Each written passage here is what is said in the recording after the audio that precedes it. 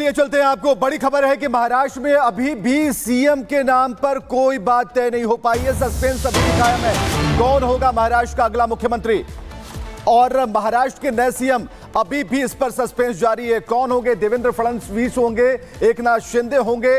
तैयारियां जबरदस्त हैं और तैयारियों के बाद अब फेज की बारी है। तो एक बैठक की जरूरत यहां पर होती है कि क्या उस बैठक के बाद, महायुति की बैठक के बाद हो जाएगा। और कोमल हमारे साथ लाइव जुड़ चुकी हैं आजाद मैदान के बाहर से। कोमल, आजाद मैदान में क्या तैयारियां चल रही है, इस पर भी तस्वीर हम आपसे देखना चाहेंगे, लेकिन यह भी जानना चाहेंगे कि जो लगातार बीते 10 दिनों से सस्पेंस बरकरार है, क्या इसे लेकर समझ आ रहा है? क्या वाकई में देवेंद्र फडणवीस का नाम सामने आ सकता है या फिर अपने सरप्राइज फैक्टर के लिए जो बीजेपी जानी जाती है, वो सरप्राइज भी कुछ हो सकता है?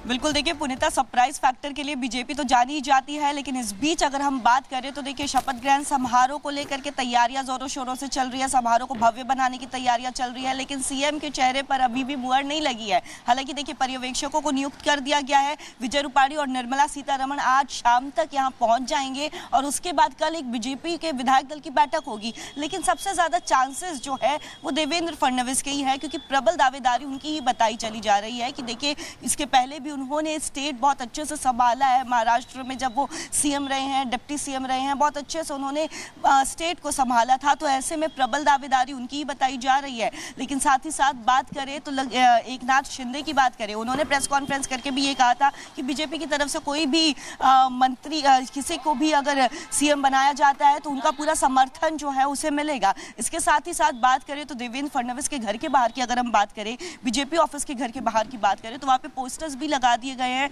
देवेंद्र फडणवीस के, साथ ही साथ उनका अभिवादन भी किया जा रहा है। तो देखिए कहीं ना कहीं ये जो सारे संकेत है वो ये बता रहे हैं कि जो सीएम का चेहरा होगा वो देवेंद्र फडणवीस हो सकते हैं। इसके साथ ही बात करें तो देखिए समारोह को भव्य बनाने की तैयारियां वो जोरों शोरों से चल रही है। कोमल, हम आपसे आगे जानकारी लेते रहेंगे। फिलहाल बहुत धन्यवाद आपका इस सारी अपडेट के लिए। लेकिन अब आपको एक रिपोर्ट दिखा देते हैं कि कैसे महाराष्ट्र में तख्त भी तैयार है, ताज भी तैयार है। बस इंतजार है कि सीएम के नाम का ऐलान कब होगा। 10 दिन बीत चुके, नतीजे आए हुए, लेकिन अभी तक सीएम के नाम का ऐलान नहीं हुआ है। इसीलिए कहा जा रहा है कि मुमकिन है अगर कोई सरप्राइज मिल जाए सीएम के नाम पर तो कोई बड़ी बात नहीं होगी। रिपोर्ट देखिए।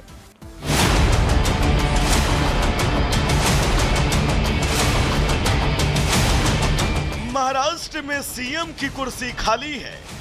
कुर्सी पर किस दल का कब्जा होगा ये तय हुए तो कई दिन बीत चुके, लेकिन उस दल का कौन सा नेता कुर्सी की शोभा बढ़ाएगा, इस पर अब तक मुहर नहीं लग पाई है।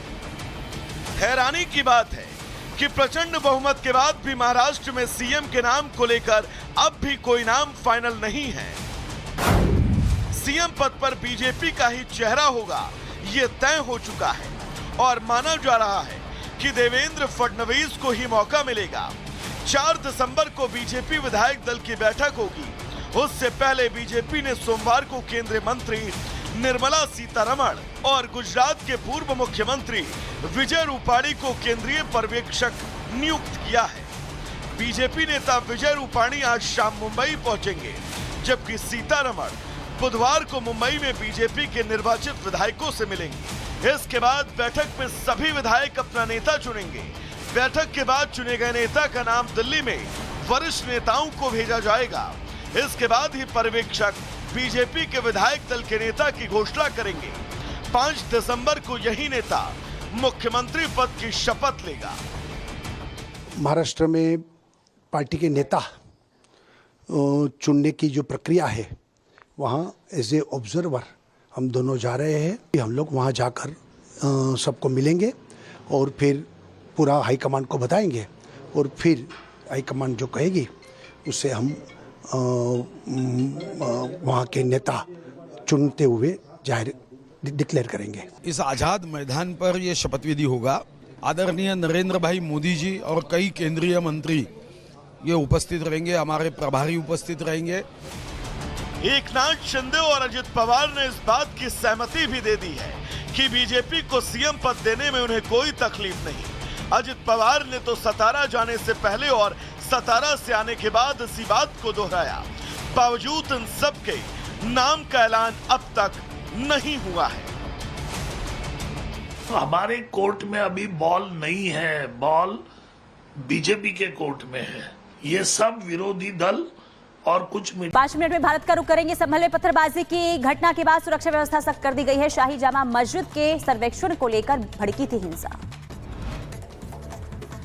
संभल हिंसा को लेकर समाजवादी पार्टी विधायक का बड़ा बयान। कहा सरकार के दबाव में न्यायिक जांच कमेटी कुछ भी कर सकती है। हिंसा को लेकर शासन प्रशासन को छिपाने की कर रहा है कोशिश। संभल हिंसा पर सपा सांसद रामगोपाल यादव का बयान। कहा सर्वे के जरिए देश में अशांति पैदा करने की कोशिश। सुप्रीम कोर्ट से संज्ञान लेने को कहा। सुप्रीम कोर्ट को चाहिए उसका नोटिस ले और इस तरह के सर्वे के आदेश करने वाले जजों के खिलाफ कार्रवाई करें। उत्तराखंड के रुड़की मंदिर में शिवलिंग पर लगा मिला खून। शिवलिंग पर खून चढ़ाकर अपवित्र करने के आरोप में एक मुस्लिम युवक गिरफ्तार। ब्रिटिश सांसद बेरी गार्डियर ने बांग्लादेशी में अल्पसंख्यक हिंदुओं पर हिंसा का मुद्दा उठाया। विदेश मंत्री से पूछे कई सवाल। बांग्लादेश में हिंदुओं के साथ हो रही हिंसा को लेकर उत्तर प्रदेश में रामपुर में प्रदर्शन हुआ है। सड़कों पर उतरे हिंदू समाज के लोग राष्ट्रपति को दिया ज्ञापन। चिन्मय दास के वकील रामदेन रॉय पर जानलेवा हमला किया गया। चिन्मय दास के लिए कानूनी लड़ाई लड़ रहे हैं रॉय। हमले में घायल वकील अस्पताल में भर्ती। बांग्लादेश में चिन्मय दास की जमानत पर सुनवाई आज। चिटगांव कोर्ट में होगी जमानत याचिका पर बहस। फर्जी मामले में यूनुस सरकार ने किया है अरेस्ट। जामा मस्जिद बनाम नीलकंठ महादेव मंदिर मामले में सुनवाई आज। हिंदू महासभा की ओर से अगस्त 2022 में मस्जिद की जगह मंदिर होने का किया गया था दावा। वाराणसी में उदय प्रताप कॉलेज पर वक्फ ने किया दावा। विरोध में छात्रों ने किया प्रदर्शन। तमिलनाडु के तिरुमलाई में बारिश के बाद बुरा हाल। ड्रोन तस्वीरें सामने आई। लोगों के जीवन की बढ़ी मुश्किलें। तिरुवन्नामलाई में भूस्खलन की वजह से 7 लोगों की मौत। घटनास्थल पर रेस्क्यू ऑपरेशन जारी। मृतकों के परिजनों में पसरा मातम। तमिलनाडु की कृष्णागिरी में फेंगल ने मचाई तबाही। कई वाहन सड़कों के किनारे पलटे। चेन्नई त्रिची हाईवे पर आई बाढ़। भारी बारिश के कारण ट्रैफिक रुका। कई इलाकों में भरा पानी। केरल की त्रिशूर और कासरगोड इलाके में जिले में फेंगल ने तबाही मचाई है। सभी स्कूल और कॉलेज बंद किए गए हैं। तमिलनाडु